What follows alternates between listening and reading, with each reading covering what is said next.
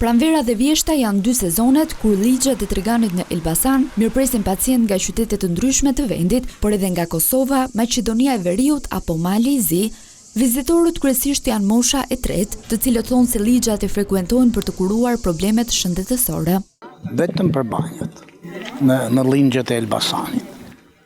Është hera 5 që vi, bashkë me familjen, me gruan. Po ma e mirë për ishna, për smuja, për shka dush është. Për firmaburën e ka me oksigen, i ban hajsh, surfri. Na vim nga Prishtina, ligjet të Elbasanit vinë vetë hyse 10 vjetë. Hyse regulesh, mundohet 2 herë në vetë vim. Mungesa e qendrave shëndetësore dhe infrastruktura duket se janë ndër problematikat të cilat pacientët nënvizojnë, ndërsa kërkojnë ndërhyrje dhe përmirësim të kushteve.